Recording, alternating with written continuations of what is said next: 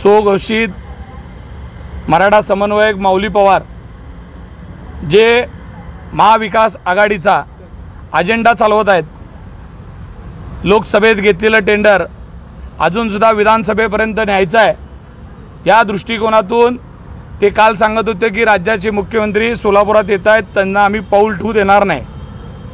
राज्याचे मुख्यमंत्री आदरणीय एकनाथजी शिंदे साहेब हे काय आहेत, त्यांना कोण रोखू शकतंय हे संबंध महाराष्ट्राला माहीत आहे।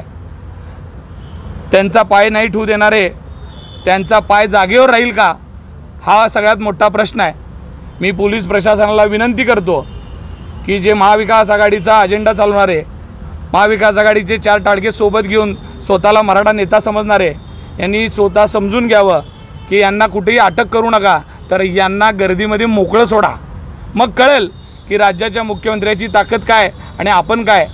कारण आज राज्याच्या मुख्यमंत्र्यांशी बोलल्याशिवाय आणि ते बोलत असताना जरंगे पाटलांचं नाव घेतल्याशिवाय तुमचं दुकान उघडत नाही हे आम्हाला माहीत आहे।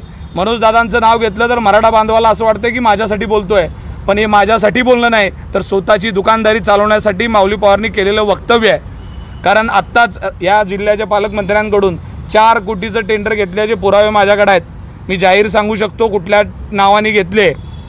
याच शहर उत्तरच्या आमदारांचे पाय धरून कशा पद्धतीनं बायकोला स्वतःच्या त्यांच्या संस्थेत कामाला लावण्याकरता विनवण्या केल्या आणि मराठा समाजाचा मी नेता आहे, मग मला काहीतरी केलात तर समाजाची मतं तुम्हाला मिळतील, अशा पद्धतीचं वातावरण तयार करून फायदा घेणाऱ्यांनी एकनाथजी शिंदे साहेबांवर बोलण्याची ताकद दाखवू नये।